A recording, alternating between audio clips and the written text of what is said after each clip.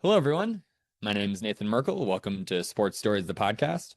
This Sports Catered podcast will discuss different stories that we as humans have experience in, with, and through sports. Hopefully, providing context to the following questions. What makes sports so special? And how do sports impact us as humans? I'll dive headfirst into these questions through some critical conversations with a wide variety of guests on the show. With my current background in research and academia, I'll be looking to bridge the gap between practicality and research. I truly hope you enjoy the show. Thank you. All right, everybody. Welcome to episode 18 of Sports Stories, the podcast. My name is Nathan Merkel. This is going to be a very unique episode. I'm really excited about this one.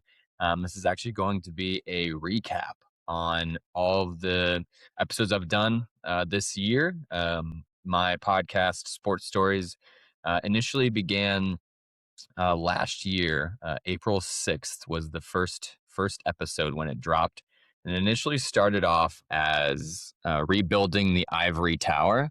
And that specific title name, I got a little curious, and I guess I had some issues with the title name, just because a lot of times that I would describe the podcast or the episode to people or to fans or to friends and family, nobody would really understand or know what the Ivory Tower was and what I'm trying to rebuild. And so in terms of branding and in terms of marketing, for those out there that are interested in getting into that sort of realm of business or any sort of venture like that, it's very important that when you start a business or start a platform like a podcast, that when you market it or you talk to people about it, that people are going to know what your product is just by the name that you share.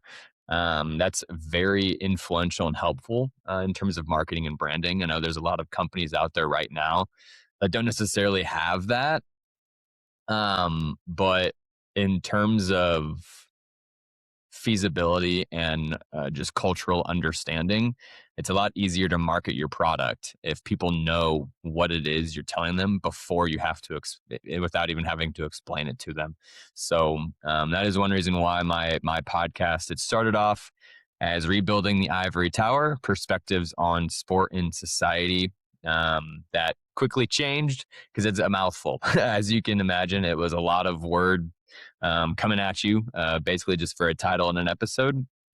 So I switched it to Sports Stories. I think it switched after episode like 4 or 5, something like that. And I switched it to Sports Stories, the podcast, because I wanted it to be very, very simple and very straightforward. So that way people knew exactly what it is I was doing, what I'm trying to accomplish here. And within the first year, I've had a lot of trials and tribulations with trying to run this podcast while also pursuing my PhD. So that's been a mountain to climb in and of itself. But I'm actually going to go through this episode. I'm going to keep doing it every year as like a final recap of the year in terms of episodes. And so this first year, it started off as my first year doing a podcast. I've never done any sort of media related ventures before. And so this was a new opportunity for me to learn and understand how to create podcasts and how to interview people and bring people on as guests and just have a conversation with them. And it has opened my eyes a lot to different nuances and skills that people require as podcasters and just interviewers to begin with. And so I have a lot of respect now for people that do this on a daily basis, because it's kind of hard to record your voice and record an episode every day with new content and all the amount of time it takes to record and plan and then program and then engineer the episodes and market it and brand it and all these things. So if anybody out there is interested in starting a podcast, please feel free to message or reach out, and I'd be happy to talk to you about what it looks like and what it takes, both monetary and just physical time spent. So I'm going to start off going just episode by episode and giving a brief rundown of all the episodes that I've done and doing a recap of them. And then that'll be it. And that'll be the start of season 2 of Sports Stories The Podcast. So, excuse me. So episode 1 initially began, which is actually on my analytical platform that I use, Riverside. Riverside is a really cool platform where I can record and post all of my content to all of the platforms. According to that Riverside analytics, the very first episode is actually the most viewed, which is really interesting because it was with my father. We talked about franchise betrayal and franchise relocation. The reason why I find it so interesting that it's the most viewed is because we just used Zoom and had no plans whatsoever about the content of the episode. We just got on, recorded, and talked for an hour about how relocation sucks. And um, that has now been the most viewed out of all the episodes I've done, and it's really cool to see. I think, I don't know, not a lot of people have told me why. Maybe it is, and my theory is that it's just extremely authentic in terms of episodes and content, because it's just me and my dad talking about real things and talking about sports and why we should care about it and how it's helped and impacted us. And so the episode talked a lot about the emotional fallout of franchise relocation, and how when teams move from one city to another, even though a lot of teams nowadays are doing it to drive revenue, not a lot of franchises take into account the emotional damage that it has on fans. And so with the current landscape right now of the NFL, with the Chiefs moving either to somewhere else in Chicago or to Indiana or somewhere, the Bears moving out of Chicago and somewhere else, the Chiefs moving 40 minutes west into the state of Kansas. And the recent teams like Oakland leaving to go to Las Vegas, and then Arizona Coyotes leaving Arizona to go to Utah to be a new Utah Mammoth team. So all of these occurrences of relocation is very prevalent in our society right now, and it's really crazy to me how teams and ownership are just threatening to leave and threatening to relocate in order for the public, the taxpayer, to pay more for their stadium subsidies. And so one thing that is really interesting is the Chiefs, they're using what's called a star bond, which is a sales tax and revenue bond, which you don't technically pay that up front. What you pay is the extra tax that's already implemented at the event. So like when the new stadium is built, they're going to be using public funds already to build that. And then when the stadium is built, they're going to bring events into the stadium, and the taxes that get generated from that event will then be siphoned back to the public to pay off that bond and to pay off that bill. And so that's where the sales tax and revenue comes from, the star bond. But what's really intriguing is that this star bond, I'm pretty sure, is valued at 1.2 billion, which is an aggressive amount of money to pay back. And I just don't know how feasible that is to pay back 1.2 billion in sales tax, and I think there's only 2 teams that I'm pretty sure that were successful in paying back their star bonds, and that was one, the Dallas Cowboys. I think theirs was like 500 mil. And granted, this is, Jerry Jones in Dallas, where they have in a very, very large city, a large market cap in Dallas to bring in events and all these things to drive revenue and sales tax.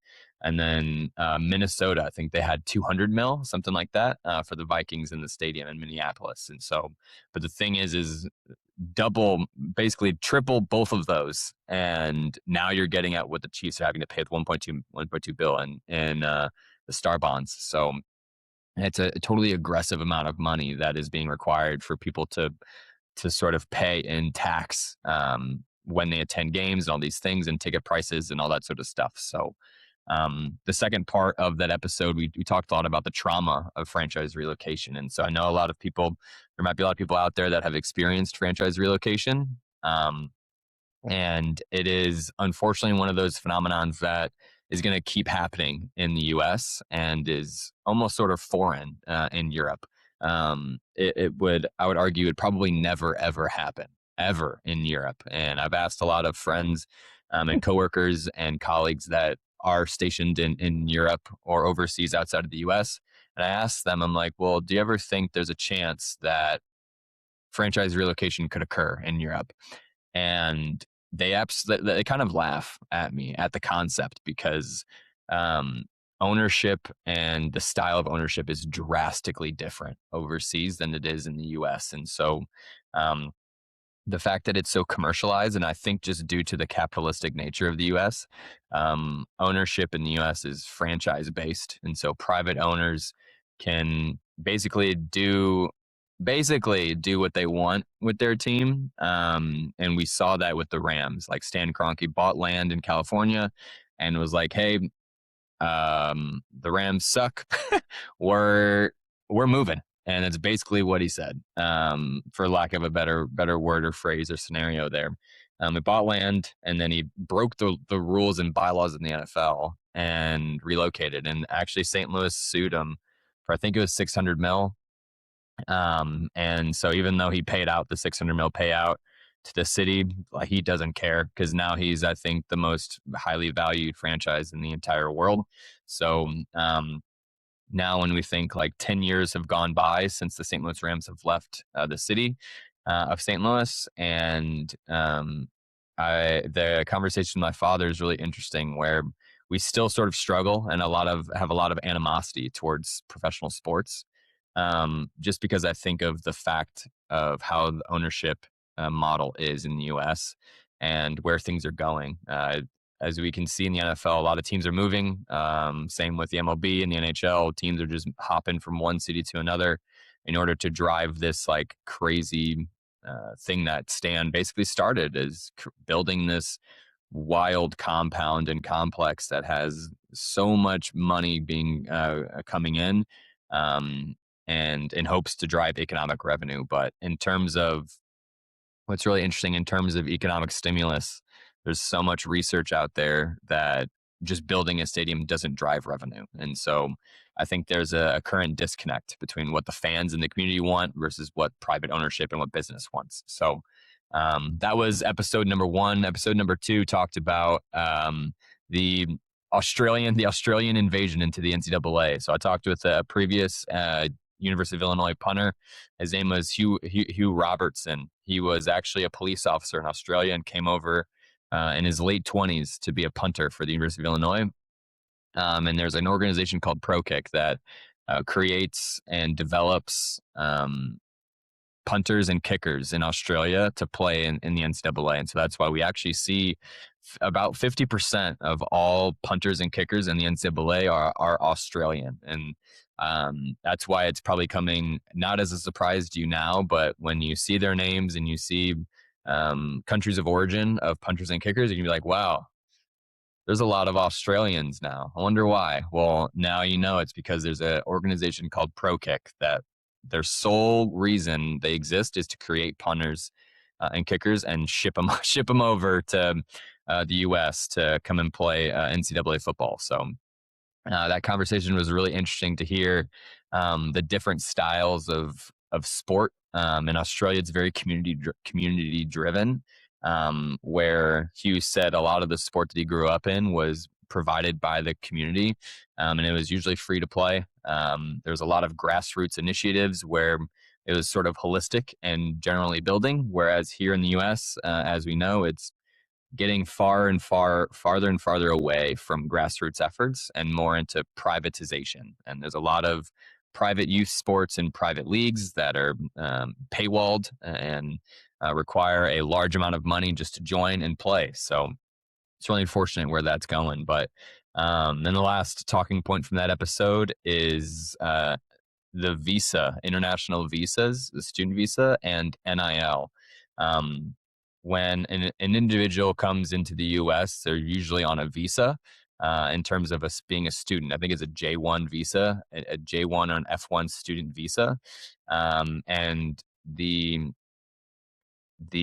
stipulations of that visa is that individuals that are on this citizenship style cannot work while in the U.S. And so that places a lot of issues for athletes in terms of the NIL. And so when you look at NIL deals, there's a lot of international athletes that are struggling to land NIL deals because it's actually considered work to get revenue for giving your name, image, and likeness and doing marketing and branding. And that would actually violate their visa, and that would then cause them to then be um, an illegal, basically violate their visa, and it would ex-nay their visa, and they would then be considered illegal. And there's a chance that they could get deported or have issues with citizenship. And so there's a lot of problems with international students obtaining NIL money. And so it creates this disparity between domestic students and international students, because domestic students here in the US, we have the availability to go and do NIL deals when and where we want, but international students are really struggling to figure out how to create their platform and drive revenue, because you can't technically work on a J1 student visa. So that's where a lot of departments are getting very creative with their NIL deals. Then the next episode was episode number 3. This one I did with actually an old student classmate of mine at the University of Central Missouri. His name is Brian McQueen. He's the equipment manager for the Maine Mariners in the ECHL. This one, we talked a lot about life working in sports, and if we want to study, or why should we study sports or not. And so working in sports and the sports schedule is really interesting. When we talked a lot about this sort of unfortunate mirror image of working in sports. Usually the regular schedule that you have is going to be 8 to 5 or 9 to 5. That's usually a normal full-time hour schedule. But when you work in sports, it's actually flipped on its head, because when you work 9 to 5, every sporting event is planned and scheduled in order for you to go after the 9 to 5. And so that's usually when, you have games at 6, 7, 8, 9 o'clock, or on Saturdays when you're off. But the problem of working in sports is that you're working those games. That is your job. And so now when people are working 9 to 5, you normally are kind of not, depending on when the season is. And so you're actually flipped. You're working when they're not, and they're not working when you are. And so when you're working at for a professional sporting event, people are coming to you when they're off work. And so now you're working when people are off. And so when you're off, people will probably be working. So that's sort of the disparity between working in sports. And it's kind of tough sometimes to generate friends in social groups, because you're normally off work when people are on, and you're on when they're off, all this sort of stuff. So it's really interesting to think about. And we talked a lot about the reason why we want to study sport management. We talked a little bit about how currently there's a push for sport management programs be put into the business department, just because, as you probably have noticed, the large amount of business and sponsorship and revenue that's being driven into the sport industry right now. I'm pretty sure it's like a $4 billion industry as we're sitting here right now. And so after working in the industry, the sport industry, for 5 years, I can tell you that it was mostly 90 to 99% of my job was to figure out how to drive revenue. And then the second part of that is what are the things that I can do to drive revenue? That is when you get into the social aspect of it, of like well-being and creating fan loyalty and creating inclusive environments and things like that. It's actually not flipped. So currently, I would argue a lot of sport organizations and sport teams and sports-based organizations focus more on driving revenue first, and then after figuring out how to drive revenue, that's when they focus on the social issues and the community engagement and things like that. And it's actually not flipped. So that is where we talked about, well, maybe should sport management, the degree, should it always be in the business department? Because that's what the jobs are doing. That's what they're focusing on. And so currently that's one of the biggest debates in sport management and in the discipline is, should we focus on social issues? Should we focus on business? And it just depends on the university that you go to and what the faculty believe in. So So that was episode number 3. Episode number 4, I spoke with a previous professional goalie for FC Tulsa. His name is Michael Creek. The episode name is "So You Want to Be an Athlete." Yeah, I actually grew up with Michael. Um, we went to high school together, and what's really funny is I haven't talked to him in probably 10 years, and then I reached out to him for this episode, and we recorded it and did it, and it was great. It was probably one of my favorite episodes. We talked a lot about athlete identity, and what it takes to be a professional athlete, and how that sort of affects you holistically. And the interesting thing we discussed is there's a danger of solely identifying yourself as an athlete and athlete only.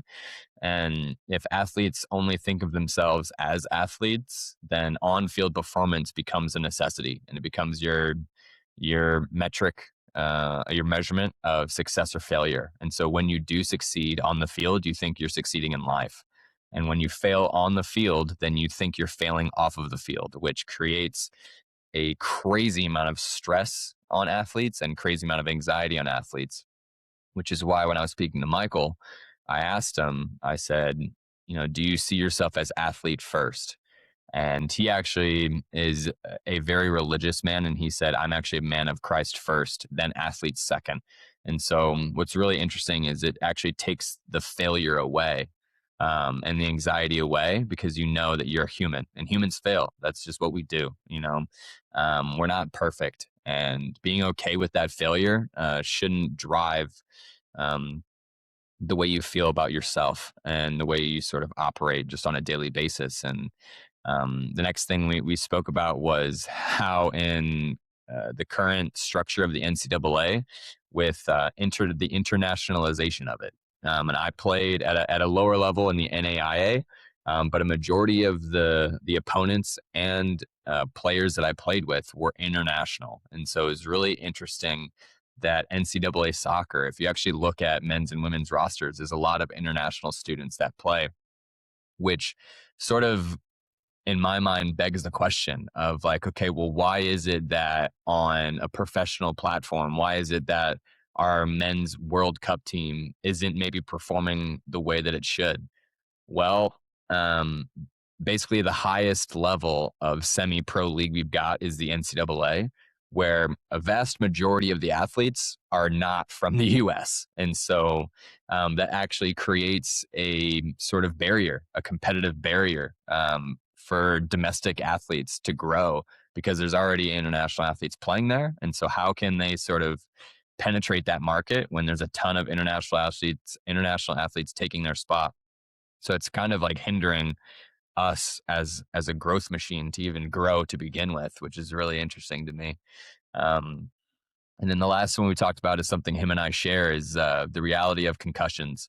And concussions are a very serious thing, and a very serious injury. One of the things that him and I talked about is the recovery process, and how athletes are almost sort of encouraged to lie about mental health in order to sort of fix that athlete identity that they have.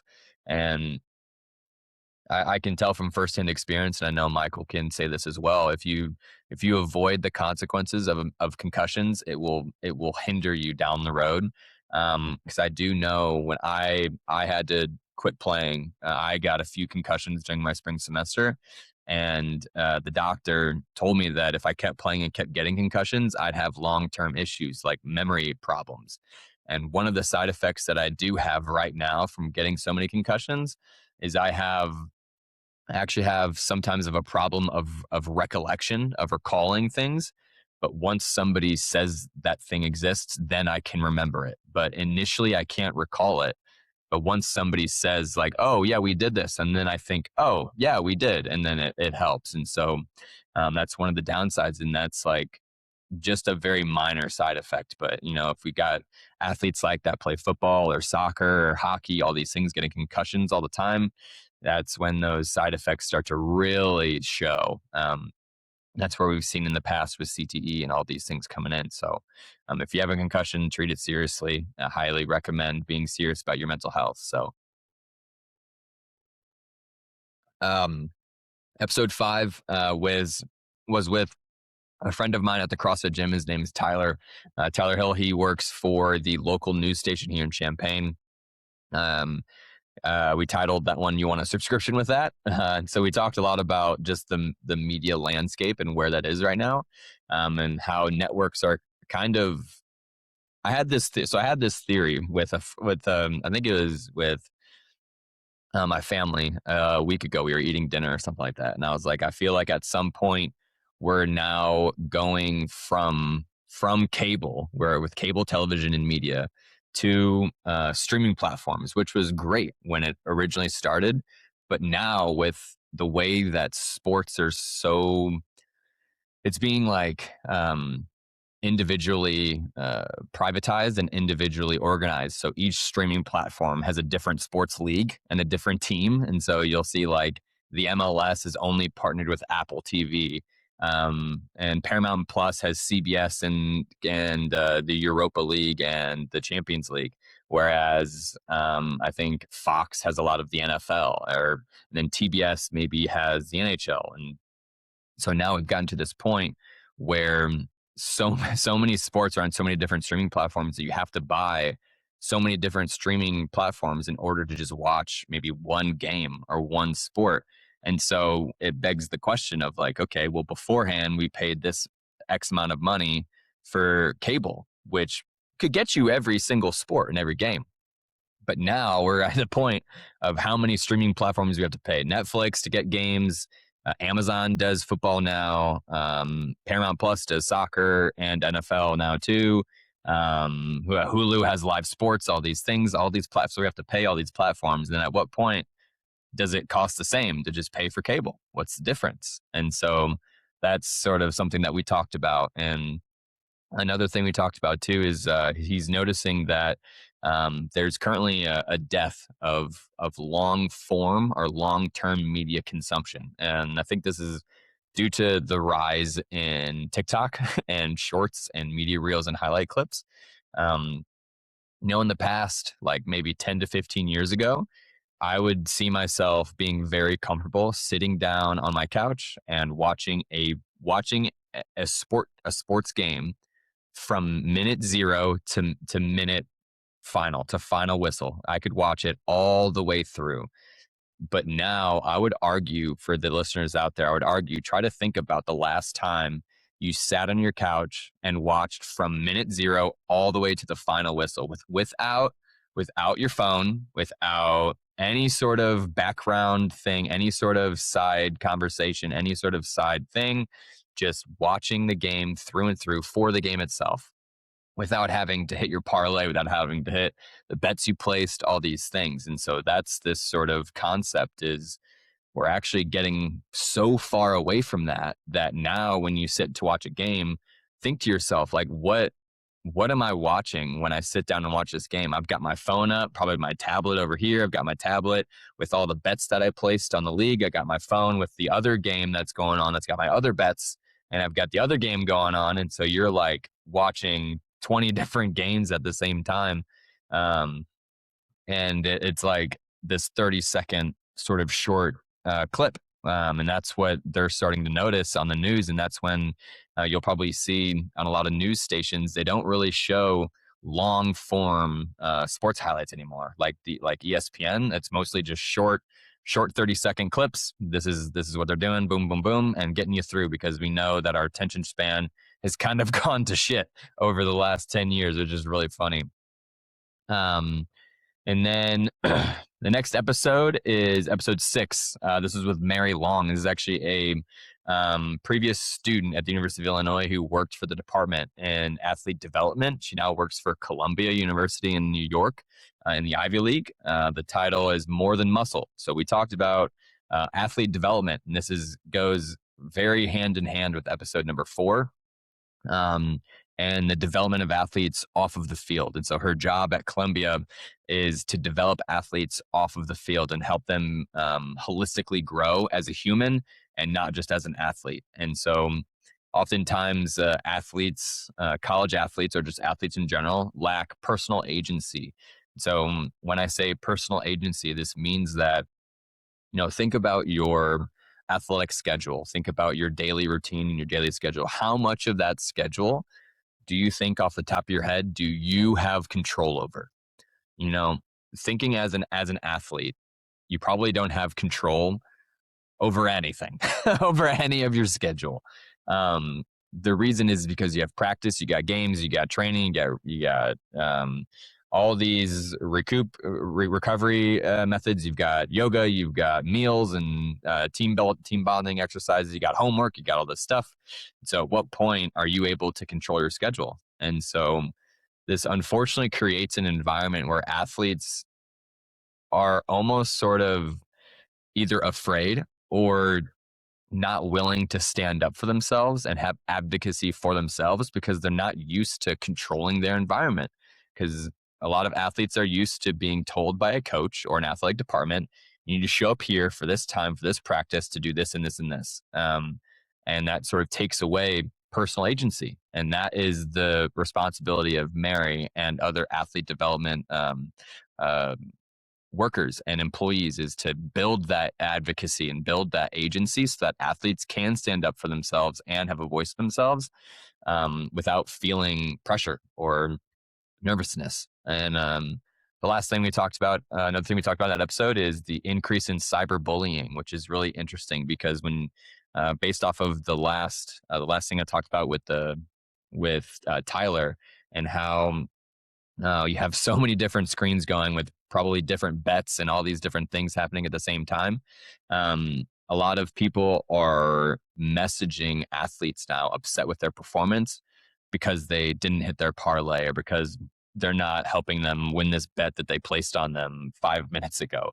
And so there's actually been an increase in cyberbullying collegiately, in terms of collegially, with now the inclusion of sports betting and gambling in a lot of different atmospheres and arenas. So, which really goes towards helping athletes develop off the field to not allow them to read that and have that focus on performance. Like when I talked with Michael about on-field performance being a metric for a measurement of success, that's exactly what this is getting at. So, really interesting to think about. The next episode was with it was really cool episode. Episode 7 was with Coach Ron Likens. This one is awesome episode. I loved doing this episode. If y'all are out there interested in Paralympic sports, I interviewed Coach Ron Likens. He has, this is all off the top of the head. I'm not looking up anything. So he has, I believe, 15 plus gold medals, like a few silver ones, all this sort of stuff, with Paralympic men's and women's basketball. He's like, I think the winningest gold medal winning Paralympic basketball coach in U.S. history. I'm pretty sure. Google and fact check me. But I was able to interview him for episode 7. So that was awesome. We talked about the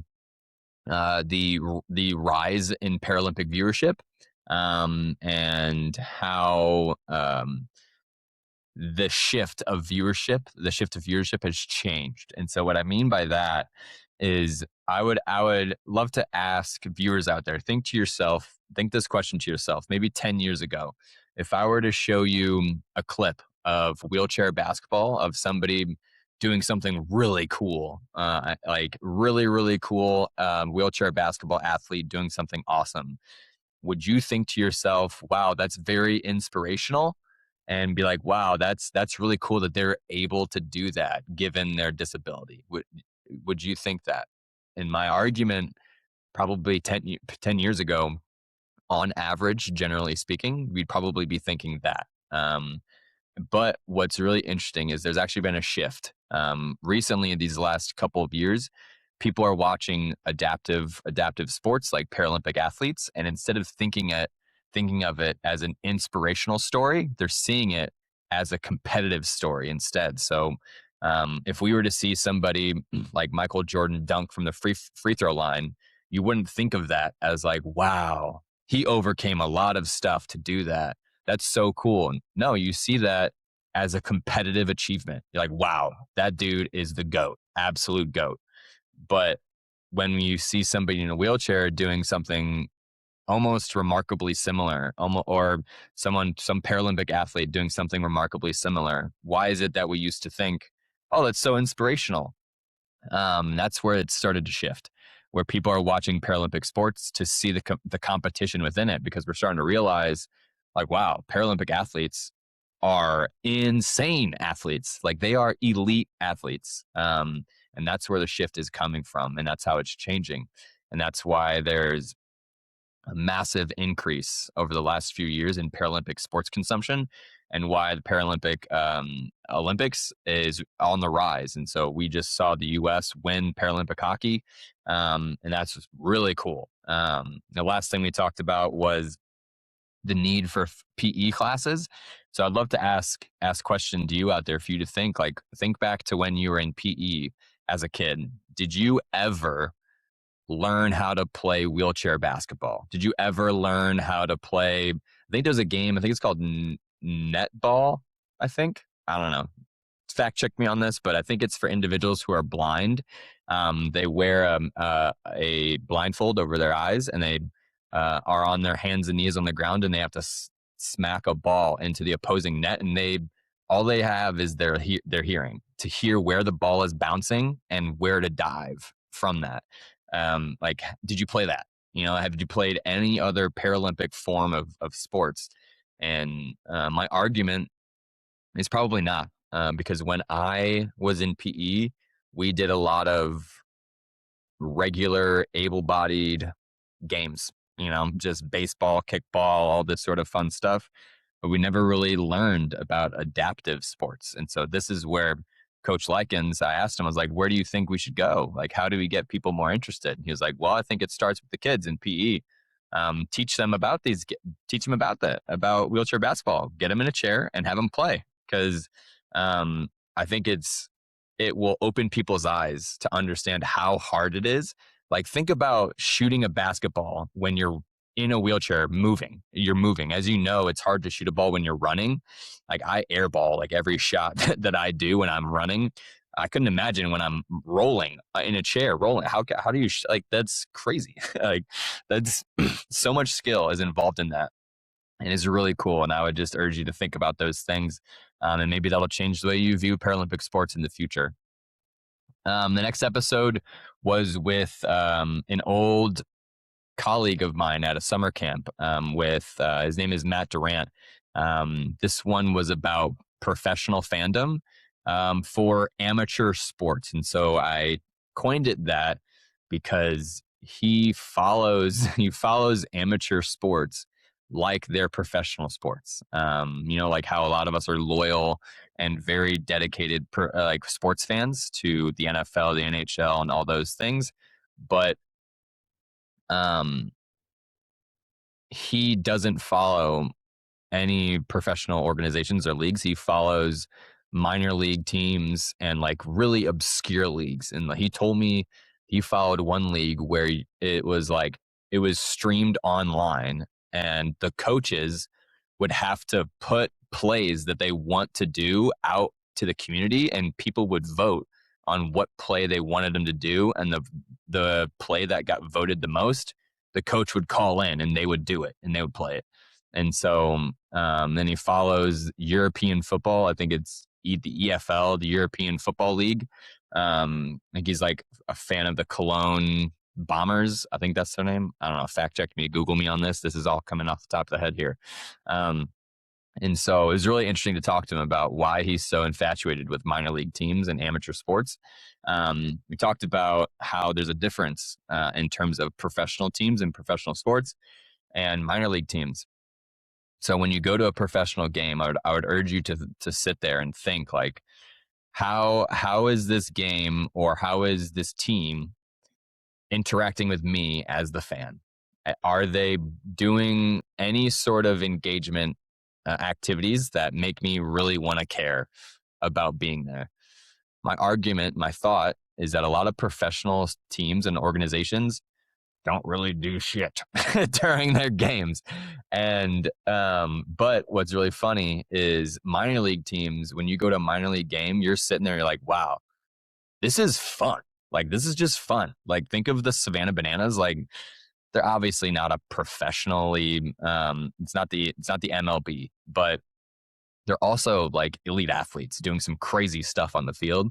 And one of their rules is if a fan catches a foul ball, the batter's out. Like, that's so cool. Like, that is so cool. It's really interesting how they connect fans and community to the game itself. But with professional teams and leagues, there's really not a lot of like connection between team and fan. It's mostly just, hey, buy the ticket, go spend $100 on a hot dog, go spend $50 on parking, and then come sit in your seat and enjoy the game. But with minor leagues, it's like, okay, well, you bought the ticket. How can we then involve you in everything we do when you get there? Which is really cool and really interesting. I urge y'all out there to go to some minor league games and support your minor league team, and just look at the difference when you're there, and what's the difference between being a fan for this team versus being a fan for a professional team. And you'll sit there and be like, there's a visible difference here. It's really funny and interesting. One last thing we talked about was the flaw of American ownership, which goes into this sort of experience. And so unlike the community-driven model, like I talked about with Hugh in Australia, or another example is in Germany, there's the Bundesliga, the professional soccer league. There's currently a 50+1 rule. So every single soccer team in Germany is 50% plus one vote owned by the community. And so what that means is majority, that creates majority. So majority ownership is the community. That means that no private owner could come in and make changes to the team without the community's say or voice. So this is where you saw, for those that have watched the Wrexham documentary, Ryan Reynolds and Rob McElhenney literally had to get on a Zoom call with like 1,000 Wrexham local community members and pitch to them why they wanted to buy the team, because the Wrexham community actually owns the team. And they had to be like, hey, we want to buy it for this reason. Let us buy it. And they had to convince them.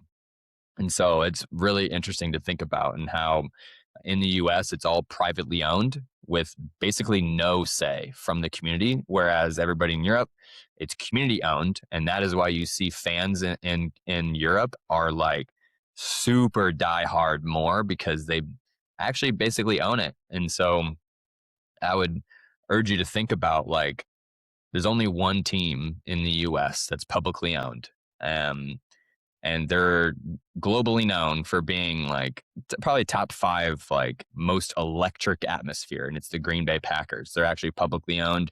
The team rents the stadium from the city. The city owns the stadium, so the team pays rent to the city to play in their stadium, and it's really cool. It's I wish every other team in the NFL did the same thing. And what's really discouraging is that the NFL actually now has a rule or a bylaw in place that they can't follow the same rule as the Green Bay Packers, because the NFL isn't making money off of the Green Bay Packers because they're not privately owned. But the NFL is making a boatload of money off of every other team.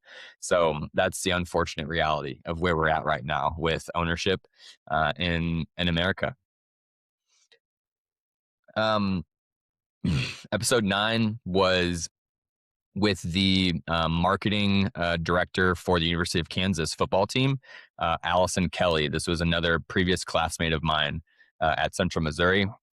And we talked about the collegiate sport marketing environment. She runs the marketing program for the football team at the University of Kansas. And she works with a bunch of donors, campus partners, and city officials. And she talked about how marketing rarely relies on academic research, and it mostly relies on coworkers and other professional organizations in the field. And so, which really intrigued me, because I am in academic research, and I'm like, okay, well, how can I find a way to do research that will get people to read it? And I'll ask this question to y'all out there: like, when's the last time you were thinking about a sport problem or a sport issue, and you're like, oh, let me look at what research says.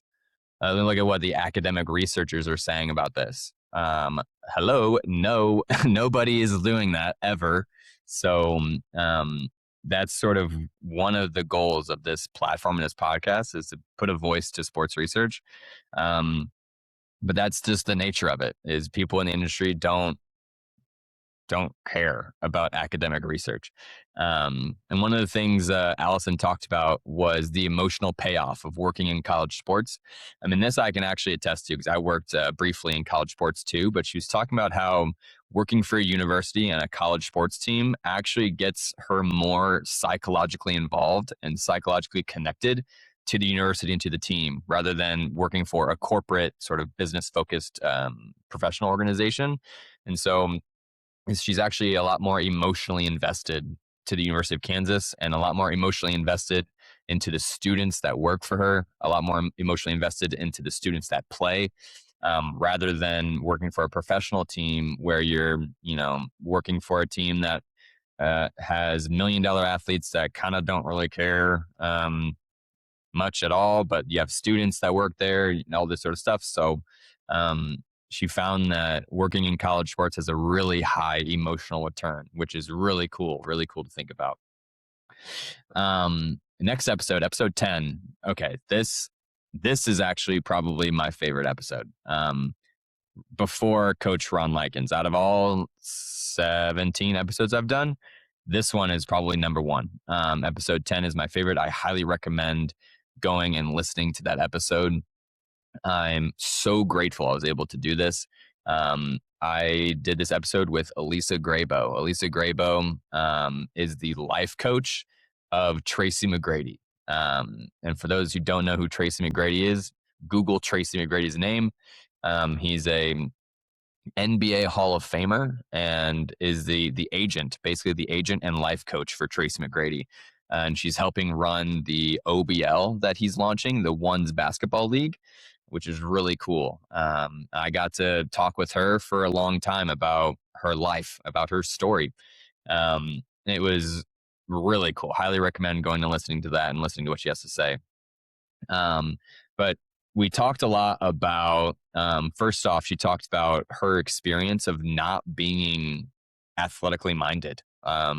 Like she didn't really grow up like really caring about sports. She actually wanted to go to school to be a psychologist and go to school to get a psychology degree. She kind of just fell into working in agency and sports agency. And I asked her, I was like, do you think not having a large amount of sports understanding or sports knowledge or fandom actually helped you? And what was really cool is she came back and said, yeah, it actually did help me a lot. Because when I was working with these top names, like she worked with Kobe, she worked with, I think, A-Rod, Troy Aikman, a bunch of top names, like a bunch of big names. And she's like, I had no idea who they were. I just thought they were people. They were just tall dudes, just tall men. That's who they are. That's what they are. And that's it. And I was like, oh, I mean, that's really cool because you're not like starstruck, which allowed her to approach this relationship very authentically and not have emotions tied into it, which is one of the problems that she mentioned is that a lot of people that get involved in an athlete's life are unfortunately like yes people, because the athlete gets famous, they get a lot of money, and you sort of create this posse or this crew of people that just want to say yes around you and not actually tell you what's right or wrong or what's bad, what's good for you, like holistically. And that is her job as a life coach for Tracy McGrady. She's there to talk to Tracy and help him through business, life, and all things just sports in general. And so the one of the most important forms of currency, she said, the form of currency is trust. She said that a successful athlete representative is not earning them money is not the most important thing. The most important thing is about building trust and building an authentic relationship for them. And I actually used this like metaphor. I was like, it feels like Elisa is like a or sports agents or life coaches in general. Imagine like you have a pool and you've got this net and you're sifting a bunch of leaves and stuff out of the pool to make the pool more inviting and more, open to swim in. And that is what she does. She takes the net and she sweeps Tracy's brain, Tracy's life, and cleans it and makes it professional and exuberant and all these sort of things. So it's really cool that she's sort of like that gatekeeper for professional athletes, which is awesome. Highly recommend going and listening to that episode. It was super cool. The next episode was with Neil Schwartz, who's the president of SBRnet, which is a sports analytics company. And so we talked about the massive commercialization that's going on with the sport industry and the crazy increase in analytics. And I think Billy Beane would be very excited right now, thinking about where sports is and where analytics is, because everybody in the sport industry is so heavily reliant upon analytics and just data. It's so data driven. It's crazy. And so there's been a crazy corporate takeover of pro sports, where we're creating these premium luxury seats and all these things. So next time you go to a professional stadium, try to count how many suite boxes are there. I was at a Blues game recently, and they've got, I think, 3 levels of suites. They've got one on the lower level, one on the second above that, and one on the very, very top that normally you see like the VP of marketing or VP, the player ops coordinator, all these like front office staff on the very top level. But there's also 2 underneath, and so that is very intriguing to me, because instead of those two floors of suites, you could probably pack in another 5,000 fans. But they took out all those seats in order to sell luxury experiences and create this premium environment, which is, I think in Miami, they have a pool in their stadium. The Raiders have a nightclub and basically a casino and a nightclub in their football stadium. There's a lot more luxury offerings in stadiums nowadays, and so it's really interesting. The last thing also we talked about was data versus the data element versus the human element. And so I had this question of like, okay, at what point is there going to be a fall off of analytics? And so analytics is becoming more and more popular, but at what point are we going to stop thinking about the person and stop thinking about the human? Because if anybody's watched March Madness out there, I will bet you $500 billion that I don't have. I'll bet you all the money in the world that no analytical system would ever have doubted or would ever have bet for High Point University. The athlete that scored the final layup, that was his only basket the entire season. Find me an analytical model that would have projected that to happen. Like, based on analytics, that would have never happened. But you take out the analytics and you put out the human element. The coach was like, I need this guy on the court for this specific reason. And he went in and made the layup on the breakaway and scored the final point, and they won the game because of that breakaway. So find me an analytical model that would have projected that. They won't. It doesn't exist. So that's where I urge us to, like, okay, we can use analytics and be happy about analytics, but there's always going to be some form of human element in there, which is really interesting. The next episode 12, is probably the third of my favorite episodes. Got episode 10 with Elisa, episode 7 with Coach Ron Likens, episode 12 with Darian Cockrell. This is episode 12. This is Stories of a Second Chance. This is a PE teacher in St. Louis who grew up in foster care, was involved in a bunch of bad things, gang related things, drug related things. And the moment he started playing football, his life changed. When he played sport, his life changed. He actually got adopted by his coach, and his life changed for the better because of playing football. And now he's a PE teacher in St. Louis, and has won Teacher of the Year, and has been a guest on multiple different talk shows and different platforms. So really cool, awesome episode. Highly recommend listening to that one. one of the main sort of talking points or themes of that episode is that we talked about sports as a vehicle for social change. And so this is the exact, I guess, culmination of a young athlete or an individual who's in trouble in a bad environment, plays football, gets adopted by coach, and then becomes teacher of the year, becomes all these great things solely because of sports.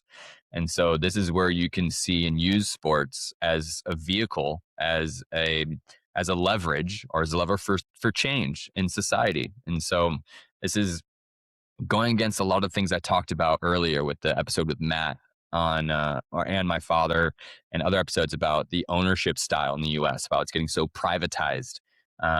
But the thing is like, think of Australia, the model I talked about with Hugh, how it's very community driven and it's available to literally everybody. But now I would urge you to think like right now, try to find a free league that kids can play in.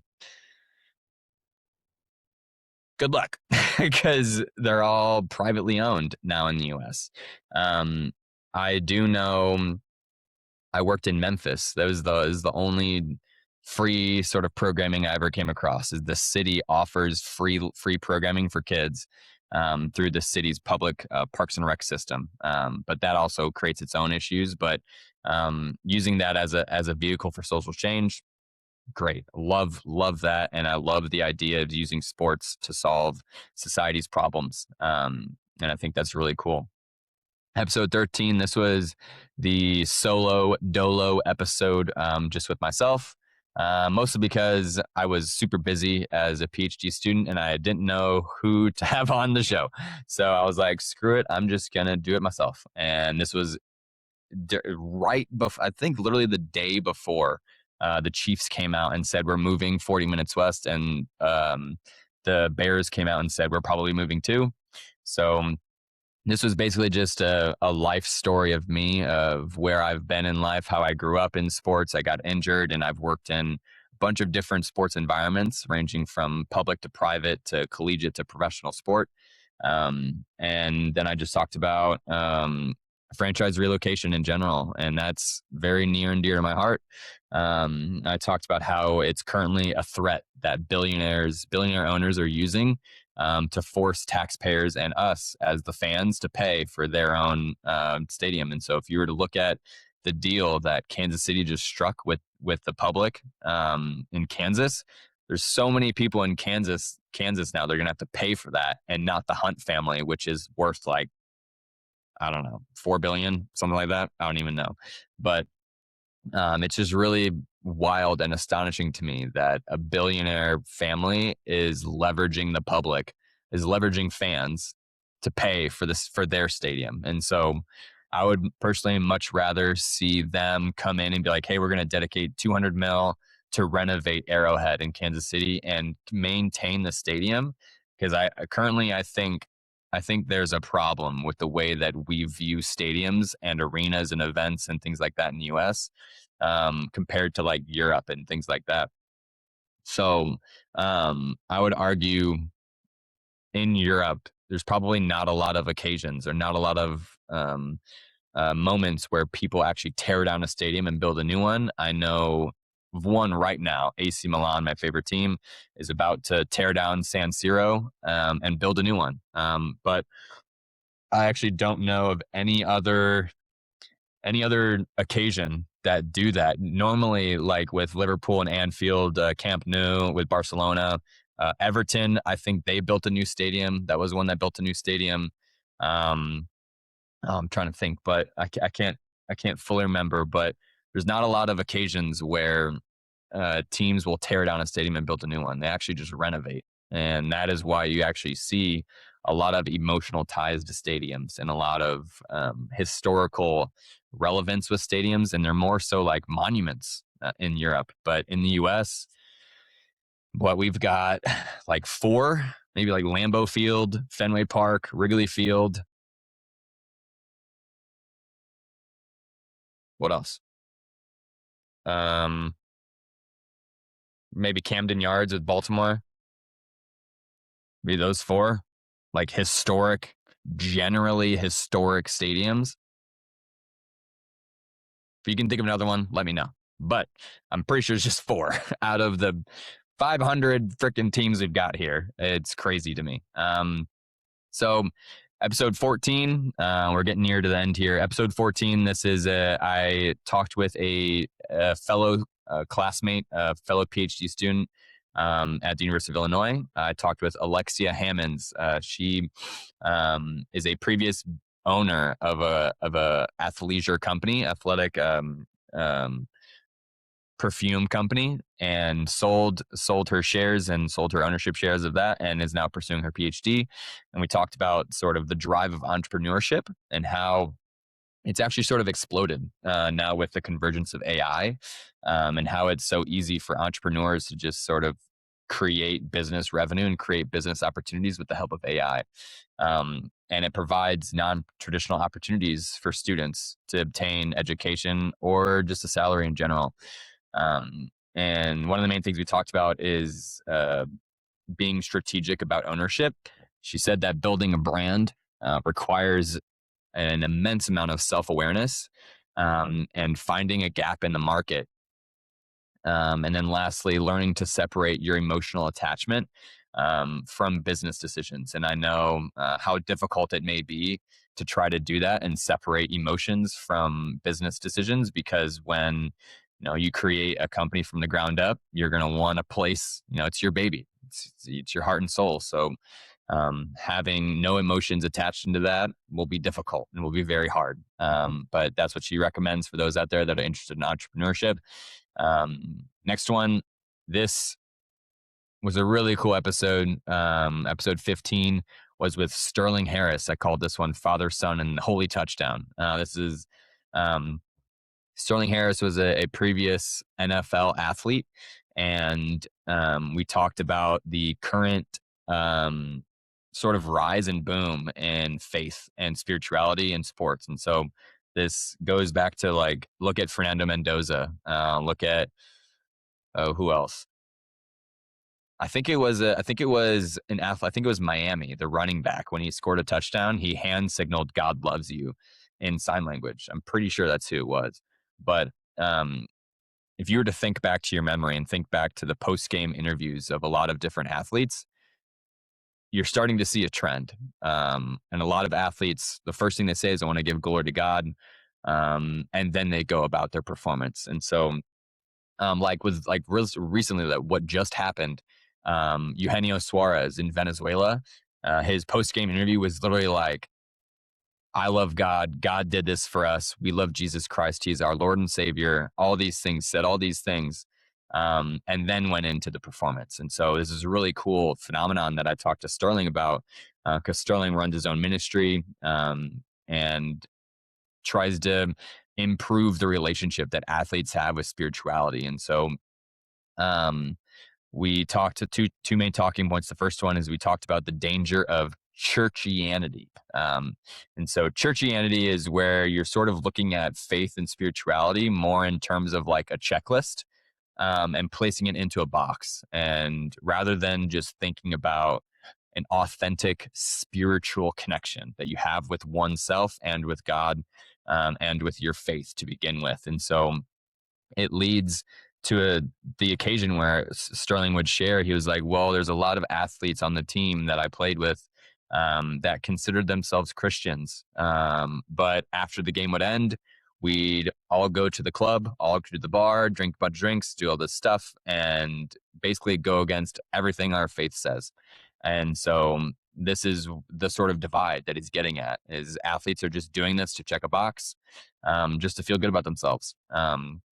Which is really interesting. The last thing we talked about was how the NFL views athletes as disposable employees. And I said that the NFL treats a majority of athletes as disposable property, and that he would love to see some form of CBA in place, a collective bargaining agreement with the NFL Players Association, to alleviate this sort of extreme toxic environment where if someone gets hurt, somebody's in there to take their place. It's a revolving door. There's really no care or long-term care effort in terms of the NFL. So The next episode was episode 16 with Cody and Gary. They run a podcast called Royally Quacked, which is really cool. I named this the State of the League Address. This is going to be a biannual episode with them. We're going to talk about the NHL and why should we care about the NHL.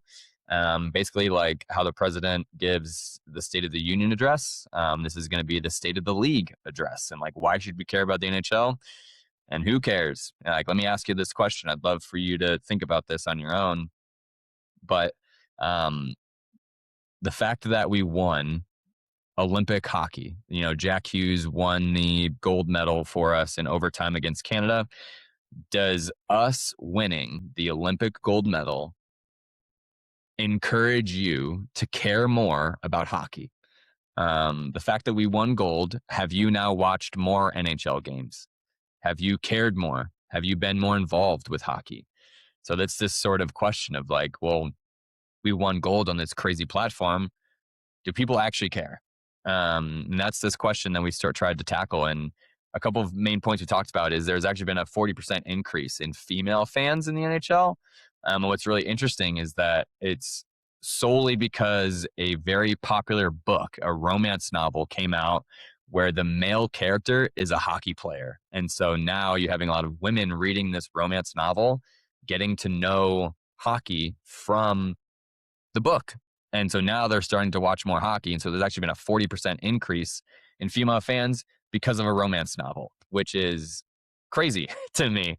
The next thing we talked about is why is it that maybe there's a barrier for people to fall in love with the NHL? And what Gary said is he thinks it's actually the rules, the specific style of hockey and the rules of hockey is actually what creates a barrier. And, when we sit down and watch a game of hockey, it is kind of confusing. Like icing, I never really understood what icing was to begin with. Like, why do they allow fights?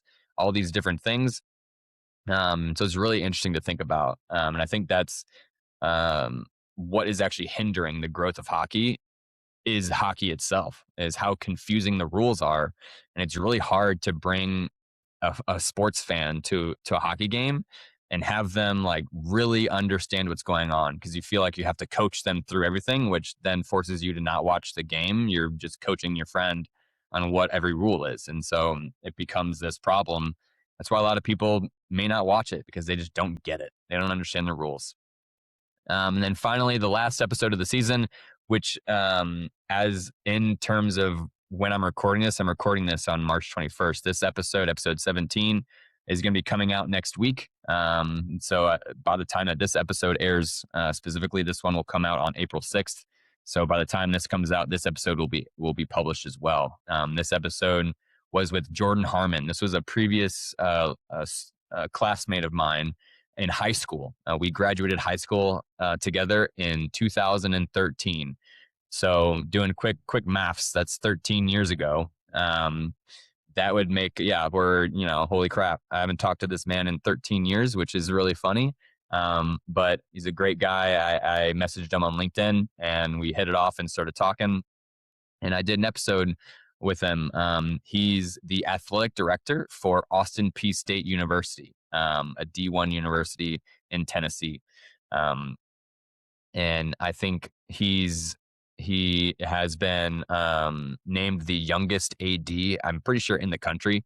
I Googled when we were recording that episode, the average age of a collegiate athletic director is 47 to 55. And so he's like 15 years before that, which goes to show how good he is. He's really good at what he does. He's super smart. I highly recommend watching that episode if you're interested in it at all. But we talked about the current state of college sports, and we talked a lot about the rise in the NIL, the rise of the transfer portal. What is it that an AD does? Like, what does he do? What is it that the AD has to rely heavily on? And there's three main talking points from that. We talked about how AI is kind of the new chapter for sports and new chapter for departments. And because I was asking, I was like, do you see yourself using AI on a daily basis? And he was like, oh, I use it every single day. He was like, from helping me draft an email to helping me draft program plans to all these sort of things to analytical stuff. Like, he uses it all the time. And so I was like, okay, at some point, departments are going to be looking for people that are AI savvy. And he literally said in the episode, one of the first questions that he asks to new employees is, tell me what your relationship is like with AI. So that was really interesting. The next one, I asked him about the transfer portal, and I was like, how do you think you could combat the transfer portal? And he said he believes that building a culture will help alleviate the transfer portal, because as of right now, athletes are transferring because they want more money. But how do you sort of encourage them to stay? And the main reason for that is the culture that you have at the university and the department. And so creating and cultivating and leading this culture is imperative for athletic departments to entice students not to transfer away.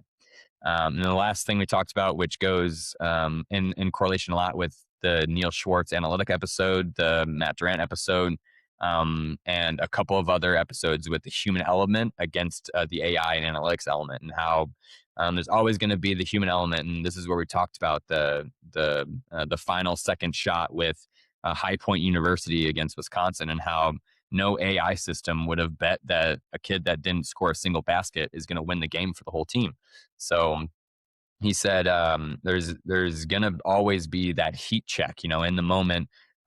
Heat checks will happen, and humans will overcome and flourish in those moments, which will be unable to be captured by AI or analytics. So that was really cool to talk about. So that concludes the entire season 1 of Sports Stories, the podcast. I really hope you guys enjoyed this episode. I'm going to be continuing to do this next year as well. After all of my episodes, April 6th will drop the recap of every episode I've done, just so you can sort of see where it's going and where it's been. Please let me know if y'all have any questions or any thoughts about what sort of episodes you want me to do in the future. I hope you enjoyed it, and stay tuned for the next episode to drop. Thank you so much.